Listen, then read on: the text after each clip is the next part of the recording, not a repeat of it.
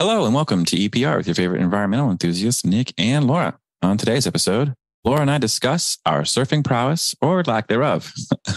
We talk to Ron Holcomb about being an environmental medic, safety requirements, and his book, Constant Chaos. And finally, Laura, what is the tallest peak? Mount Everest.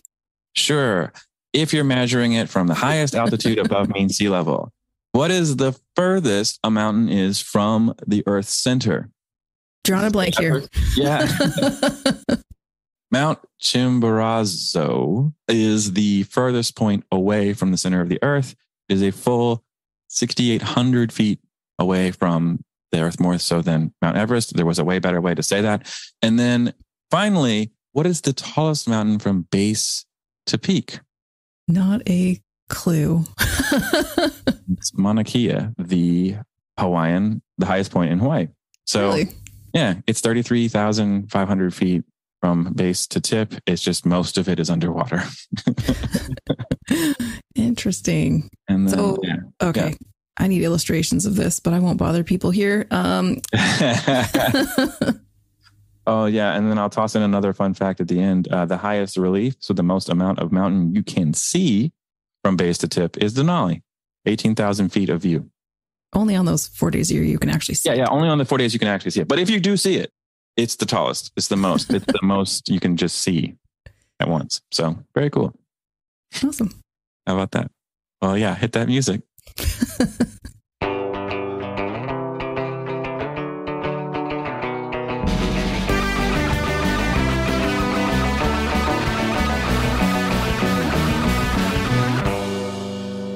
All right. Nic just wrapped up hosting the Advanced NEPA training. Good for you, Nic. At the annual NAEP conference and training symposium. If you missed it, fear not. NAEP will be hosting the Advanced NEPA training virtually on August 23rd from 8 a.m. to 4:30 p.m. Eastern Time. This workshop will benefit those professionals who work in related natural resource disciplines, who work on or with federal agency projects or permitting and transportation or other infrastructure projects with a NEPA review component. Check it out at www.naep.org. And sorry, folks, we are back to where we were. We had a nice run of sponsors there for a minute, but it's back to 30 seconds of funny sponsor time with Nic. Ready? Right. Go. Okay. From the makers of Dads for Hire, who are telling you that you left the door open with the air conditioning running, I have a new introductory offer for you. Maybe you don't want to hire a dad to annoy you and irritate you and tell you you're doing things wrong, even though you're just living your best life. We have a new system. All you have to do is buy into Tape Me Wow, and we will send you Spotify playlists that were designed by your father. They will override the ones that you're currently listening to. You will not be able to change the songs. They will be the same 17 songs over and over and over and over for the next 7 hours of your car ride. So Take Me Wow is going to be available soon at an introductory rate of, we're out of time. There we go. Yeah. Nice. That was a good one. Take Me Now, Dads for Hire. And if you would like to sponsor an episode, either in Nic's funny voice or for real, go ahead and check it out at www.environmentalprofessionalsradio.com. And now let's get to our segment. Have you ever been surfing? Me? Yeah. Yes. No. Who else am I asking? I guess, Sam, have you ever been surfing? Nope. I've been surfing one time in Waikiki, actually, the safest place in the world to surf. It is wild. I got up for like about half a second, a couple of times with an impossibly heavy surfboard. It was full of water. It was... The surfboard was full of water? Oh, it was just a porous, dense thing. Yeah, it was not good. Yeah, I mean, it was a rental at near the popular beach in the world, really. So yeah, the surfboard was not. Did it come with an instructor, or like you just rented it and were like, okay, I'm going? So it was worse than that. Like, so one of my coworkers, Steve, I'm going to put his name out there. That's right. Big surfer, loves to surf, is huge on surfing, and was like, hey, we should surf in the morning. I'm like, well, I've never done this before. I would love to try to see if it's fun. Like, why not? And so he has his own surfboard. Like, he brought his surfboard with him to Hawaii. Like, that's how surfy he is. And so I'm like thinking in my head, he'll help me like learn how to do all of this. And we get out there and he's like, all right, I'll see you later. I'm like, wait, what? He's like, yeah, you just paddle and you push and then you just try to stand up. That's all you gotta do. Just try to do it quick. And I'm like, that was the training. Like I just gave you the training that I got to do the surfing. And he just disappeared and had the time of his life. He checked back in on me once and he was just like, it was like a movie where he's just like flying around the water. I'm struggling, flopping around like a dead fish. And he's like, how are things? And he just flies by me. And I'm like, I didn't have time to answer. You're like, blah, blah, blah, blah, blah. Yeah. I'm like, every time I stop moving, I think about sharks. That's where my brain was. And I mean, it was really fun. But like by the end, I did it for an hour, which was a mistake. That's way too long for your first time because it's like all shoulders. Yeah. Yeah. And the board, again, is a bad board. So it's all cut up. And so by the end, like my entire chest, I had a shirt on, like, because I knew I was like, I need to have something on to protect me. It didn't help at all. And I was like raw from basically my collarbone all the way down to my waist. Oh, no. It was pretty bad. So I know people love it. I had a rough first experience. Yeah, that sounds similar to my snowboarding experience. My friends were like, okay, cool. See ya. I'm like, all right. They've gone down the hill 5 times while I'm still making my first way down. No, my first and only really surf experience was not good. I don't like the feeling of drowning in 2 feet of water. Mm-hmm, mm-hmm. Yeah, it's not great. I agree with you. That is less fun. And like, I could totally see it could be really fun if you were really, I mean, like he was having a blast. He was just flying around out there like it was nothing, man. I didn't have the upper body strength. I ended up having black hips because when I would push myself up to pop onto the board, the board would smack my hip bones. Oh, so yeah. You bruised, I was skinnier back then. And so my hips were just, I mean, literally black. It was disgusting, but I don't feel like I had like the upper body strength to really do it. And then literally tumbling around in 1.5 feet of water, feeling like, oh my God, I'm drowning. And then I'd just be like, my brain would just go stand up. Yeah. And then it was kind of like, well, which direction is up? And like, I will say too, even though that experience was tough for me, like one of the best parts was like, I was tired. I was like 35, 40 minutes in, something like that. And I was just sitting on the board, just letting waves go by. And it was in the morning. It was gorgeous. The sun was coming up over the collapsed volcano, Diamond Head on Oahu. Beautiful view. One of the most serene experiences of my life. And then again, I thought about sharks because my feet were dangling. And I was like, okay, we got to get out. But that was really cool. I could see the appeal if you could get past the learning curve for sure. Yeah. And it's cheaper than like skiing or snowboarding, for example, which is that's true. One of the bigger barriers to entry for me on that. It's just like I have to spend $200 to just get on the thing. And then I have to spend another $200 to rent the gear because like heck, I'm buying skis. My experience is falling down and hoping that it's not bad enough to break something. Okay. All right. How many times am I going to do that? Yeah. Sharks and drowning instead of broken bones. I mean, right. Yeah. It's just, tomato. But anyway, our guests and lots of our guests have been nice water surfing people, which is cool. Yeah. But Ron's got a nice surfer vibe, I think. So let's get to that interview. All right. Welcome back to EPR. Today we have Ron Holcomb, retired hazardous materials specialist and spill responder, and author of Constant Chaos, The Daily Battle to Protect the Environment on the show. Welcome, Ron. Well, thank you for having me, Laura. I appreciate being here. Yeah, I'm excited for you to be here. I'm also excited to dive into your book because it has lots of our favorite field stories in it. And before we get into that, though, let's talk about your career. And so first off, like what inspired you to pursue a career in environmental protection? And how did all of your childhood experiences lead up to that? Well, I'm actually a product, I think, of the modern environmental movement through kind of geography. And when I grew up, which was a small town behind the coastal mountains of Santa Barbara. And in 1969, as a high school kid and a surfer, we did a lot of surfing around the Santa Barbara area. Well, in early 1969, there was a blowout on a oil drilling platform off the coast. And it turned out to be a 3 million gallon crude oil spill that washed ashore on what we considered our beaches. And, we were shocked to see this and the haphazard response that was going on at the time. And of course, dead birds and other wildlife. And that had a strong impact on me and really led me into my both education and then later professional career. I went to my undergraduate degree was at Humboldt State University in Northern California, where I got a degree in journalism, biology, and natural resources.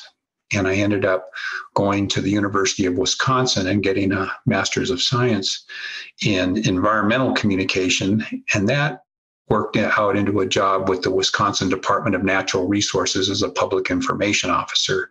Had a great experience there, great agency. But after 2.5 years, I missed the ocean and the mountains of the West. And I was able to get a job with the Washington State Department of Ecology, the environmental regulatory agency in Washington. And I started there in 1980 and basically worked there till I retired a few years ago in early 2020. That's great. It sounds like a very nice long career. What would you say were are there any pivotal moments or key people who kind of shaped the direction you went in? So, helping determine which programs you went into school or where you went to school. Yes, I had some college professors that were dynamic and inspiring, and that really lit a fire in me to pursue an environmental career. Wasn't sure early on what a time initially with the journalism background. I thought, well, I'll become an environmental specialist reporter. Well, at that time, this is the mid 1970s, there were very few, and those that were there had worked their way up. So that's why I went to grad school and actually ended up in government rather than in the news media. Okay. What do you think you learned? Like, how is journalism, like throughout your career, did your journalism background kind of help the way that you went through your career? Well, communications is important in every field. And of course, for the environment, it's important to explain all the nuances of what's going on in the environment and the many different disciplines and stuff. So I think a communications background is helpful in whatever endeavor you end up. And I took a very, I think, atypical path. I was in as a public information officer. And then when I got to Ecology, I actually worked up and became the head of communications and public information at Ecology. That was a politically appointed position, and I may have been one of the shortest serving ones. It happened at the end of one governor and start of a new administration, and the new director that came in was kind of put in to maybe tone us down. We were perceived as a little bit aggressive, and so I was replaced.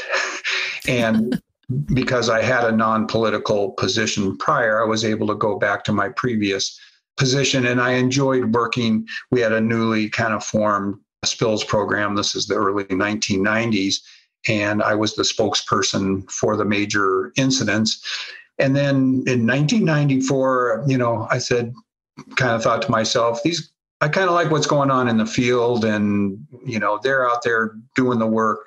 So I applied and for a vacant spill responder position and got hired. So kind of atypical, went from the office to the field rather than the other way around that most people take. Yeah, that's true. Well, let's move on to those projects. I'm really curious to learn more about the 6,000 incidents that you've responded to during your career. So are there any common types? Or are they all different? And were these 6,000 all just in Washington and Wisconsin where you had been working? Well, the 6,000 actually are all in Washington. And one of the reasons I wanted to write a book about my experiences is I don't think a lot of people understand of how many environmental disasters, large and small, are happening on a daily basis. Yeah. In Washington, we got probably and still do about 4,000 reports a year. I was in the Southwest region office, and month in and month out, we'd get about 120 calls a month. And even a long-term spill that may last for months counts as one incident. And so some are long-term incidents and some are, a couple hours or very easily handled. It could be something as simple as an overfill at a gas station that gets into a storm drain versus some of these incidents that I write about where, we have an offshore oil spill that the cleanup lasts for several months. Right. So is every project treated like an emergency, or is there different alarm levels for those? I described my job and our job as spill responders. I was in the year 2000.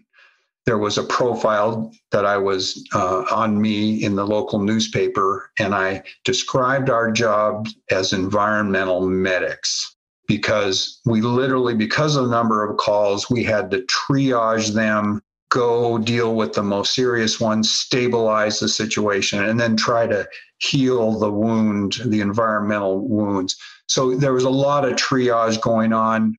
We're a pretty small group. So we had a lot of partners that go all the way down to fire departments, law enforcement, public works departments, and other cities and stuff. And we would work with them. And on some of the smaller ones, we could actually transition to them. And then for us, we would deal with the more significant ones. It's really awesome that people are out there doing this day to day. It's not a role that you hear about a lot. And that's another reason why I wanted to write the book is there's a very sophisticated network of cooperation and organization that goes on in a national system that everybody uses called the incident command system, from fire departments all the way up to the largest oil spills that involve multiple agencies and jurisdictions. So I tried to write about that from a boots on the ground perspective, but kind of paint the big picture so, people have an understanding of how the system works. Right. And how has the role or the role of the responder or the tools that you're available to you changed over the decades that you've been doing this work? Are we in a better position now to respond to these than we were? Well, every state does this stuff a little bit different. In the big states, some of it's down. There are people at the county level that do this. Washington, the size of our state, we were able to pretty much do this and manage these incidents and triage them and then work with local partners and get the job done. One of the big things, the improvements in our program came kind of ironically, was starting in the 1990s, meth labs were a huge problem. And, a lot of people didn't realize that we were part of that because under state law here, the law enforcement was obligated to contact us to deal with the hazardous chemicals and waste that's left over from these meth labs. So there was a period of time from the 1990s till almost 2010 where the meth lab problem was huge in the state.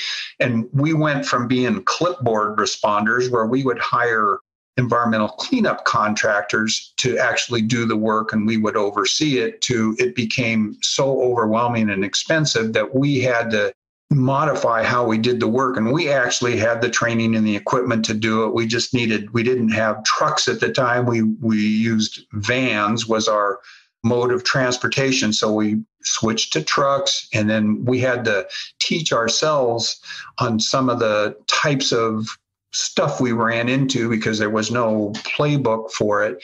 And we were handling a variety of hazardous materials, pressurized cylinders that had been modified. And we became really good at dealing with hazardous materials incidents that otherwise we might not have. So that helped in a variety of ways, of course, with hazmat incidents, but also in just all our oil spills and other incidents we dealt with. So that was a major shift in how we operated. And we ended up saving money. We got a governor's award for saving like $2 million in cleanup costs by doing it ourselves. We could do it much cheaper. A meth lab could be as much as $15,000 for an environmental cleanup contractor to do. And when we started doing it, it was average about $750. So it became very efficient and cost effective. Okay, so as a huge fan of Breaking Bad, I have to ask, how are these meth labs in people's backyards and their garages, or is this like, how big are these? Are they in laundromats? So in the early 1990s, these were more of the types of labs that you would think of the Breaking Bad. Chemistry lab type beakers and flasks and heating mantles and all this. It was more sophisticated. They really had to know what they were doing, and they took a long time to do it. So those were, bigger labs, less of them.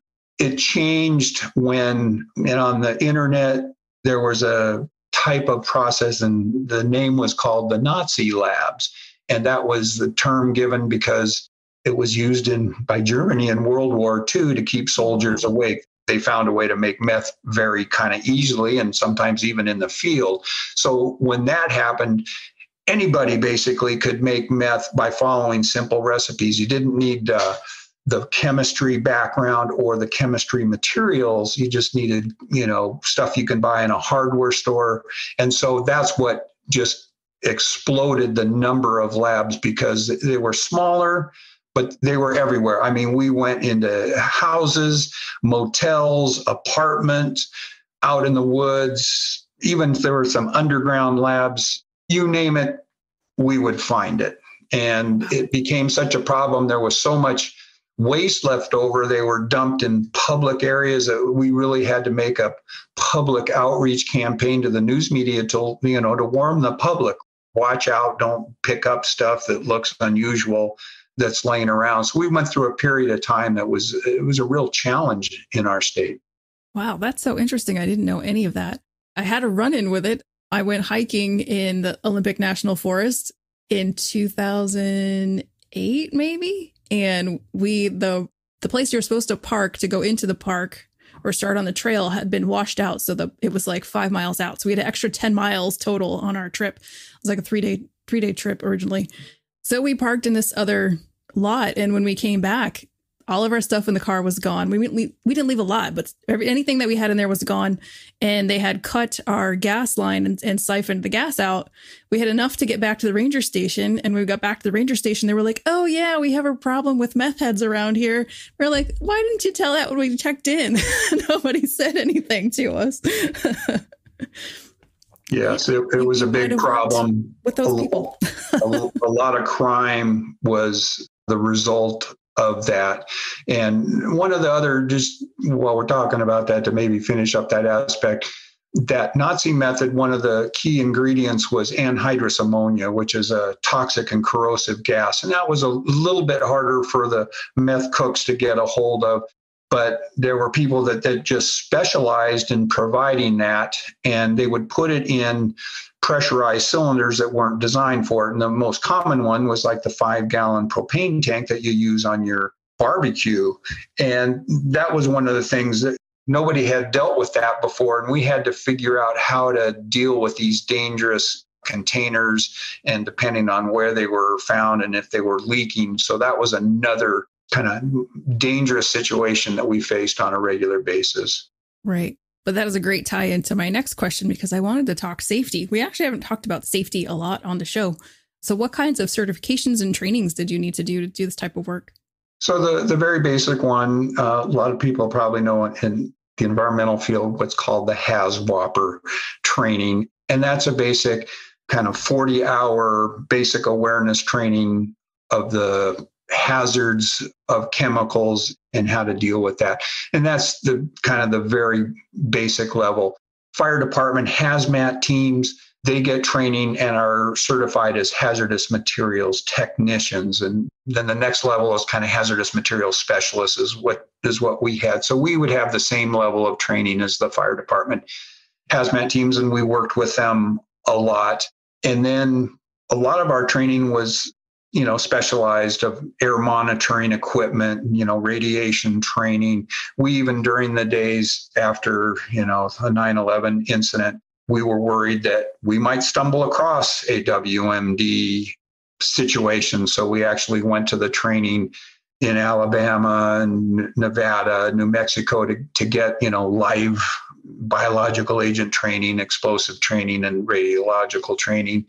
And some of the training was specialists like just very specific, like those anhydrous ammonia tanks and how to deal with them. So safety was always a number one priority and taken very seriously. And under the incident command system for all incidents, safety is a huge issue and an important number one priority. Right. All right. So looking back at your career, are there any specific accomplishments that you're most proud of? Well, one thing what I liked about kind of going from the office to the field is on these environmental incidents, it was immediate and you could see the results of your work. So it was very satisfying to be able to get out to an incident, whatever it was. And a lot of times you had to problem solve. You had to work with what you had. You're on your own a lot, what you have in your truck when you first get there to stabilize the situation. But it's very satisfying to know that you minimize the environmental impact of a particular incident.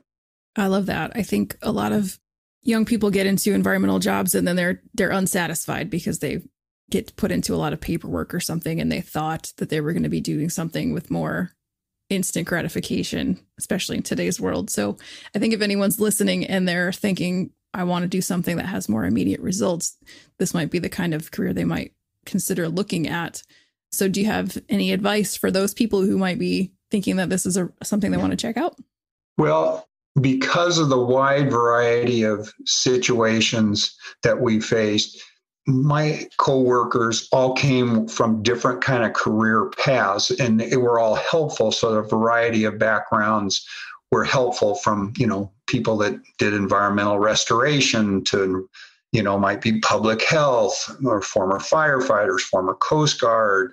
And even, we even had a person that had been like a truck driver, heavy equipment operator, and that's very important too in a lot of these types of incidents. So there's really no one career path, but getting the HAZWOPER training, that's an important way to do it. There's a lot of environmental cleanup contractors, and that's a good way to get your foot in the door. They're really the kind of the boots on the ground to get stuff cleaned up on these bigger incidents, and they get, a lot of the same training. So that's a way to get into it. Is there any kind of like quality or passion you might need to have to want to do it? And I can imagine it's a lot of heavy lifting and challenging work sometimes. So is there something that someone might want to look to see if they have within, to see if it's something they'd stick with? So great point, because it is not for everybody, because this is a 24/7, 365 day of the year kind of job. And it's not your typical 8 to 5. And that's one of the things I write about in the book. My first part is called Evenings, Weekends, and Holidays, just to show that, on a typical day, you never know what's going to come in the door and where you're going to end up. We would have a rotation where we'd be on call for a week, like once a month.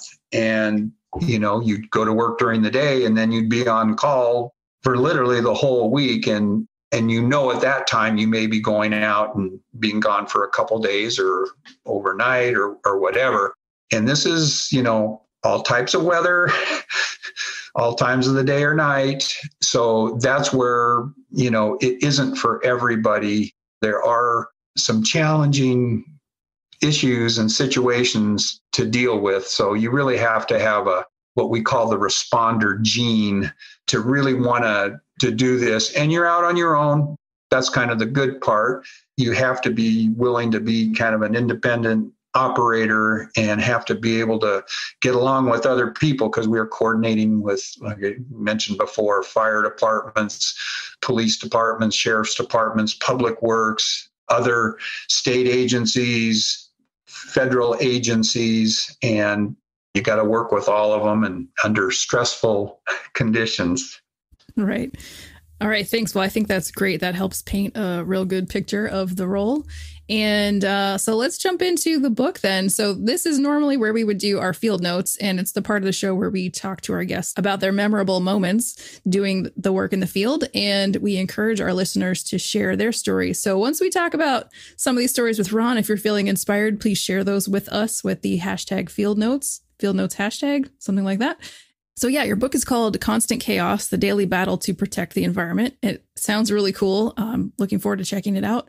And it covers a wide range of environmental issues and some of the ones that we've talked about. But, go ahead and tell us, we've kind of touched on why you wrote the book, but I'm personally writing a book also, and it's a lot of work and effort. So what motivated you to make it to the finish line? Well, as I mentioned before, one of the reasons I wanted to write about it was to show people, kind of from the boots on the ground perspective, the variety of environmental incidents that happen regularly.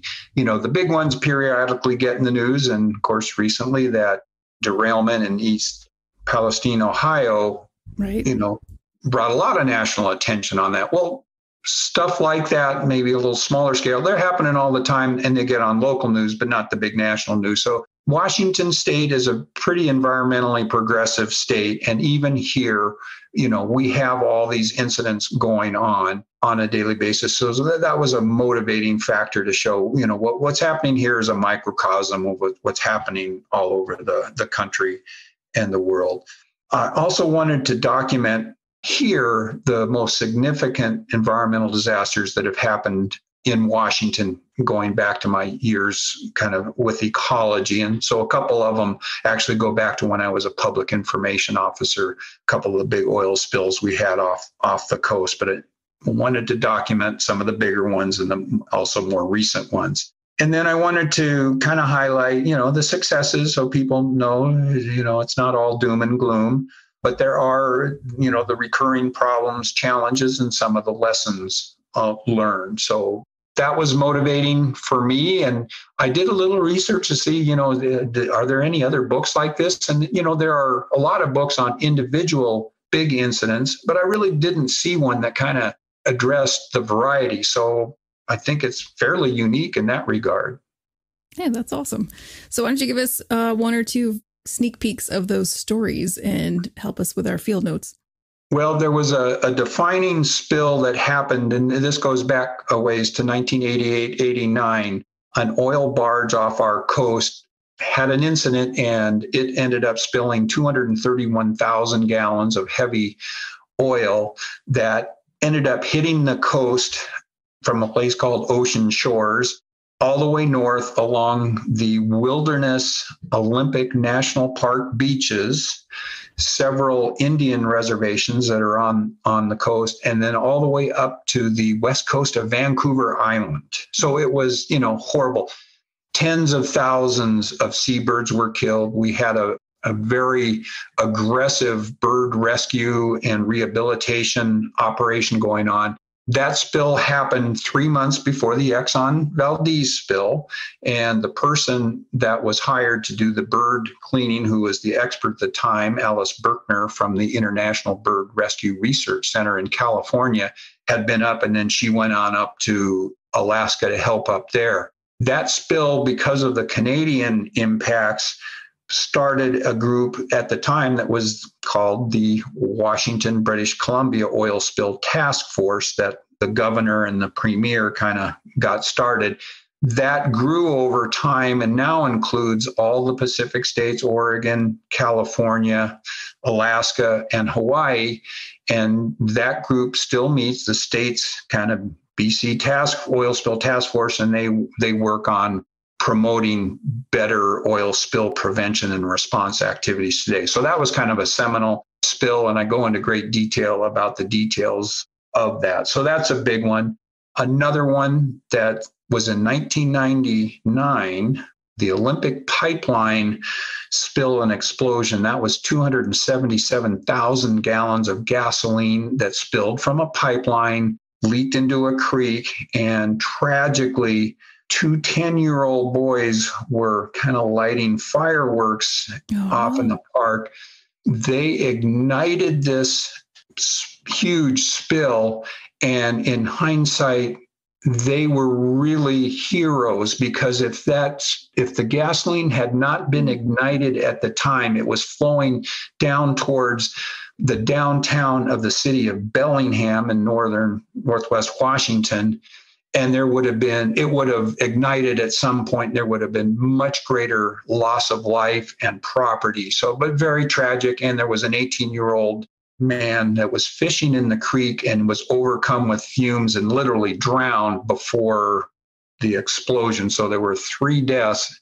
Tragic. So I recount that. It's an amazing story, tragic. And some of the people went to jail from the company on that.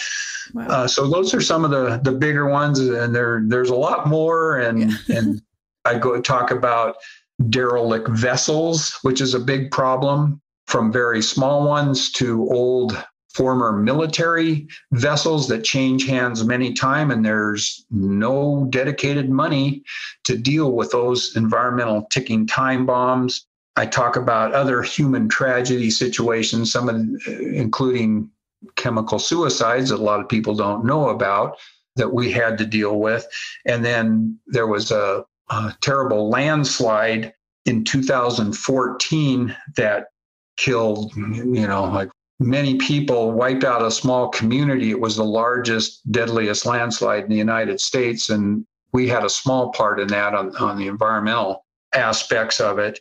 So there's just a variety of situations and incidents that we were involved in and that I had the opportunity to witness firsthand and be a part of. Yeah, that's fascinating. I mean, the kind of work that you're doing kind of exposes you to a lot of interesting parts of life I think the rest of us haven't had experience with. So it sounds very interesting. On a lighter note, is there anything that, any instances that were funny or, silly things that happened?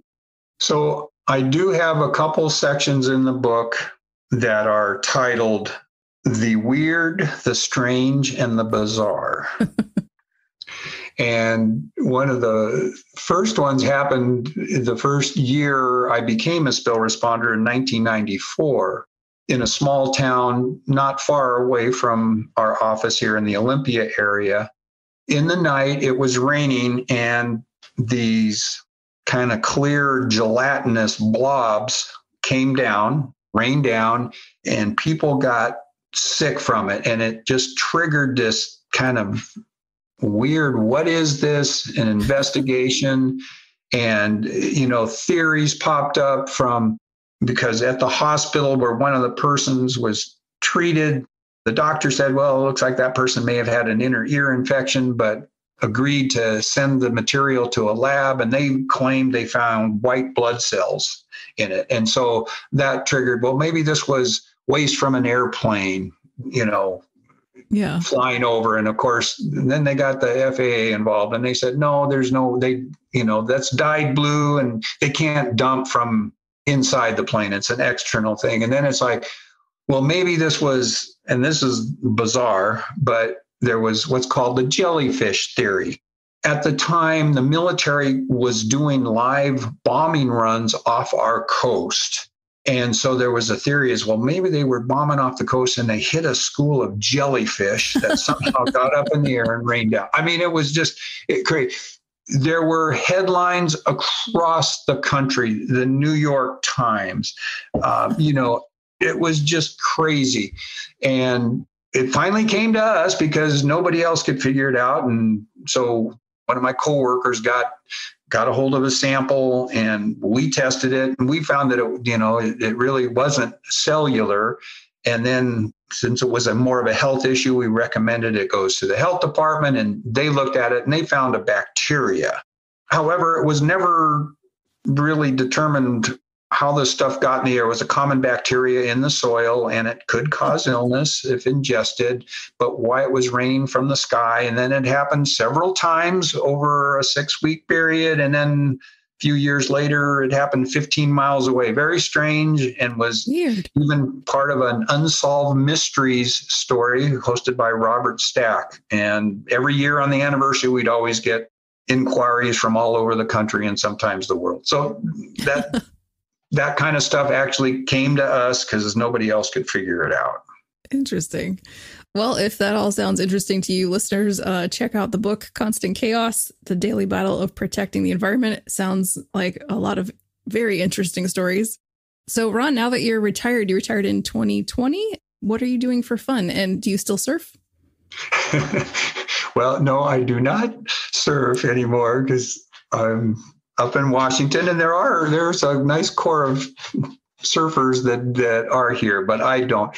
So it took me a little over 2 years to fully research and write the book. So that was my big retirement project. And I also have, I sourced this book. I have 25 pages of source notes. So I really wanted to make sure, because there's stuff, people go to jail. We issued big penalties to companies. That was another part of our job. So I wanted to be thorough. So I did a lot of research, got court records, and even had to file public records requests to get my own reports and other documents back at the office. So that was a big focus. And I quickly found, once the book was out, I'm no longer an author and a writer. I'm a book promoter. I'm a social media. I'm a news media relations. There's a lot when you do the book yourself. But one of my passions is I am a mountain climber. I'm a member of an organization out here called the Mountaineers. So I do have a little more flexibility and time to get out and climb the peaks of the Olympics and the Cascade Mountains. Very cool. Do you have a favorite?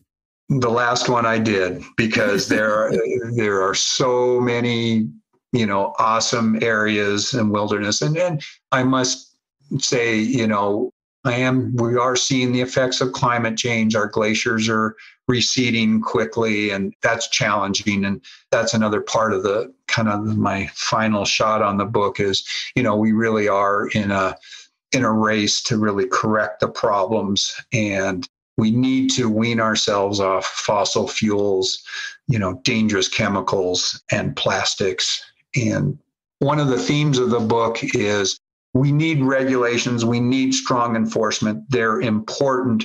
But even with that, humans make mistakes, equipment fails, and really ratcheting down on prevention efforts are critical for those that are in the regulatory world.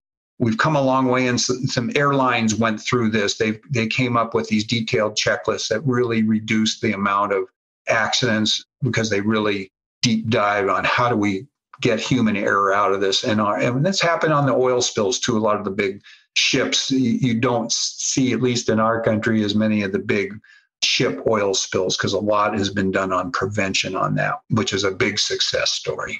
Right. That's great. And with that, we are running out of time. Is there anything else that you want to talk about that I didn't get to? No, we covered a bit. Just let people, know that it's an interesting situation with stuff going on out there. And I think the feedback I get from people, both, especially those that are outside the environmental or science world, it gives them a new perspective when they drive around just in daily life to see things different. And we rely on citizen reports to call in situations. If it doesn't look right or something, don't hesitate to call. And there are 800 numbers, both at the federal level, and I know in our state has them that are easily, you can, Google them, to report environmental problems, and don't hesitate to do that, because we rely on citizens' eyes and ears to see things, even though spillers are required by law to report, but sometimes there's nobody around when stuff happens. Right. Yeah, that's a good point. Well, thank you so much. This has been great. And finally, where can people get in touch with you? Well, probably the best way is my email, which is just my name, Ron Holcomb, HOLCOMB 1234 @gmail.com. Or you can, if you Google my name in the book, I have both my own kind of website where the book was printed, and it's available on Amazon also. So it can be found by getting on Amazon. Awesome. Well, thank you so much, Ron. I appreciate you being here. And with that, I'll see everyone next time. And that's our show. Thank you, Ron, for joining us today. Please be sure to check us out each and every Friday. Don't forget to subscribe, rate, and review. See you, everybody. Bye.